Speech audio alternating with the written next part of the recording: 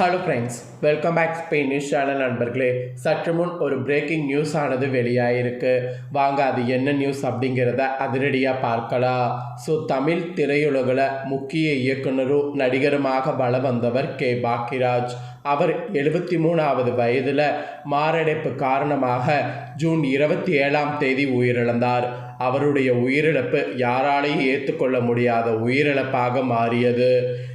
இவர் இறந்ததுக்கு அப்புறமா இப்போ வரைக்கும் இவரை பற்றி நிறைய விஷயங்கள் வந்துக்கிட்டே தான் இருக்குது. அதில் ஒரு முக்கியமான நியூஸ் ஆனது தற்போது வெளியாயிருக்கு.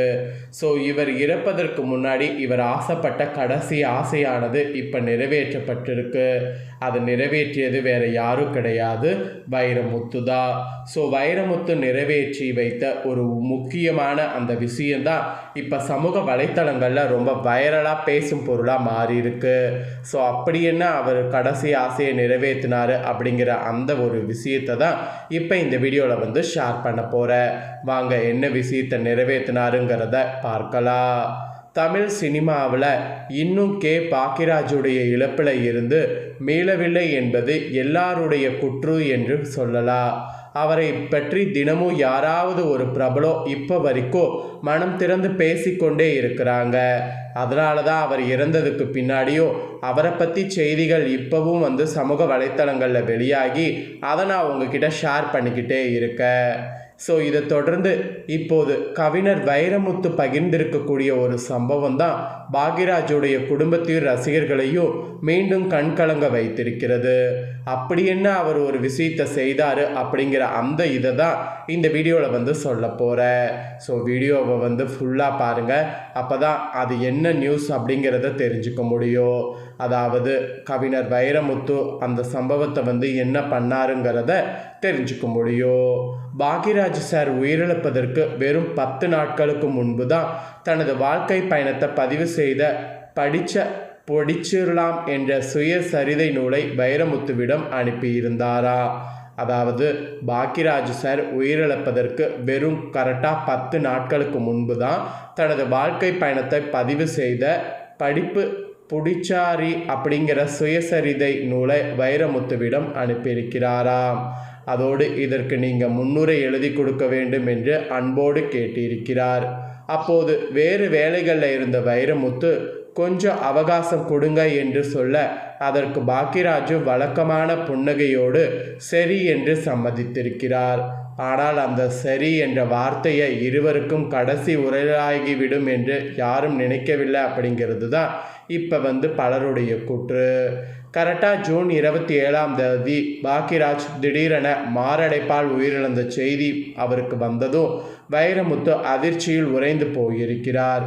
அதன் பிறகுதான் அந்த சுயசரிதை புத்தகத்தை முழுமையாக படித்திருக்கிறார்.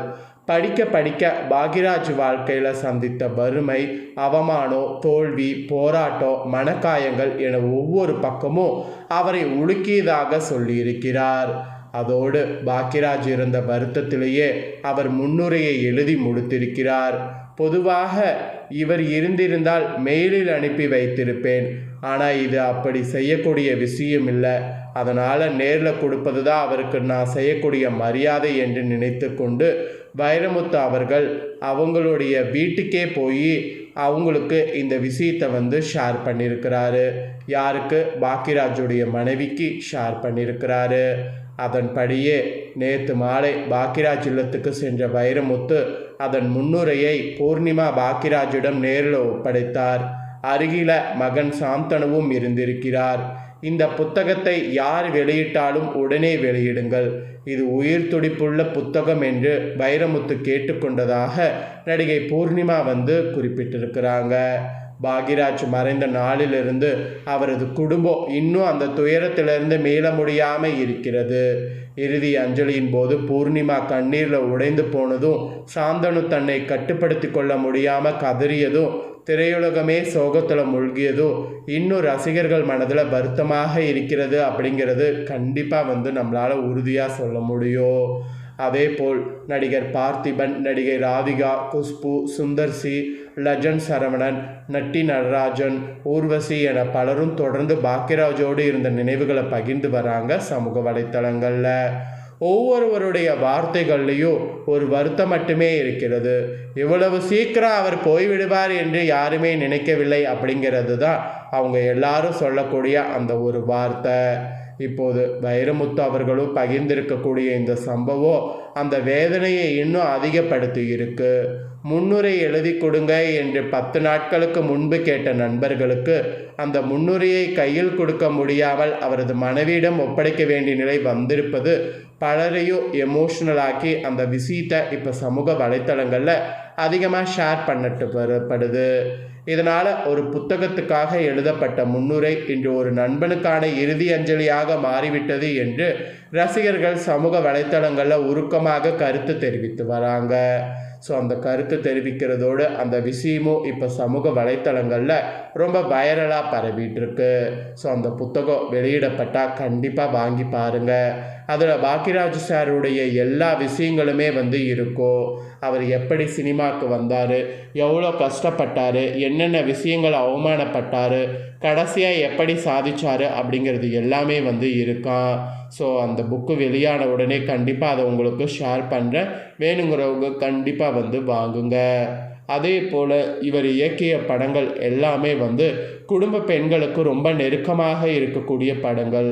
அதுவும் குடும்பத்தில் இருக்கக்கூடிய பெண்களுக்கு ரொம்ப ரொம்ப நெருக்கமான படங்கள். ஏன்னா குடும்ப பெண்களுக்கு முக்கியத்துவம் கொடுக்கப்பட்டு யதார்த்தமாக இவர் கதையையும் எழுதியிருப்பார், நடிச்சிருப்பார். அது பெண்களுக்கு ரொம்ப நெருக்கமாக பிடிச்சிருக்கு. ஸோ அதனால தான் பெண்கள் பலரும் ரசிகர்களாக பார்த்திங்கன்னு வச்சுங்களேன் இவங்களுக்கு இப்போ வரைக்கும் இருக்காங்க. ஸோ பாக்கியராஜ் சாரை போல் இனிமேல் ஒரு லெஜண்ட் இருக்க முடியாது அப்படிங்கிறது தான் எல்லாருடைய குற்றாகவே இருக்குது. ஸோ பாக்கியராஜ் சார் இனி இல்லை அப்படின்னாலும் அவர் இயக்கிய படங்களும் நடித்த படங்களும் பெண்கள் மனதில் நீங்கா இடம் பிடித்திருக்கோ. பல ரசிகர்களை தன்னுடைய இயக்கத்தாலேயும் நடிப்பாலேயும் கட்டி போட்டிருக்கிறாருன்னு சொன்னால் அது மிகையாகாத ஒரு உண்மை. அதனால தான் அவர் இறந்து போனதுக்கு பிறகும் அவரை பற்றிய செய்திகள் இப்பவும் சமூக வலைத்தளங்களில் வெளியாகும்போது அதை ரசிகர்கள் அதிகமாக ஷேர் பண்ணி கமெண்டும் பண்ணிகிட்ருக்குறாங்க. ஸோ இப்போ இந்த ஒரு நியூஸ் தான் சமூக வலைத்தளங்களில் வெளியாகி இது இப்போ ட்ரெண்ட் ஆகிட்டுருக்கு. ஸோ வைரமுத்து அவர்கள் முன்னுரிமை எழுதுது கண்டிப்பாக நான் உங்களுக்கு அது கிடைச்ச உடனே அதை ஷேர் பண்ணுறேன். ஸோ அதோட புத்தகம் வெளியானோன்னே அந்த புத்தகம் வேணும்னாலும் கமெண்ட் பண்ணுங்கள், அதையும் உங்களுக்கு ஷேர் பண்ணுறேன். ஸோ இந்த விஷயத்தை உங்கள் ஃப்ரெண்ட்ஸ் ஃபேமிலிக்கும் ஷேர் பண்ணுங்கள், அவங்களும் பார்த்து பயன்பெறட்டும். இதே போல் புதிய நியூஸ்களை தெரிந்து கொள்ள சேனலை சப்ஸ்கிரைப் பண்ணுங்கள், கூட பெல் பண்ண ப்ரெஸ் பண்ணுங்கள். அதை பண்ணிட்டீங்கன்னா இனி நான் போகிற மற்ற அப்டேட்டான எல்லா வீடியோஸும் உடனுக்குடனே தெரிந்து கொள்ளலாம். ஸோ மறக்காமல் பண்ணுங்கள். நெக்ஸ்ட்டு இதே போல் சுவாரஸ்யமாக வேறொரு நியூஸில் உங்களை சந்திக்கிறேன். சப்ஸ்கிரைப் பண்ணுங்கள், பெல் பண்ண ப்ரெஸ் பண்ணுங்கள். அப்போ தான் நான் போடுற வீடியோ உடனுக்குடனே தெரிஞ்சுக்க முடியும். நன்றி, வணக்கம்.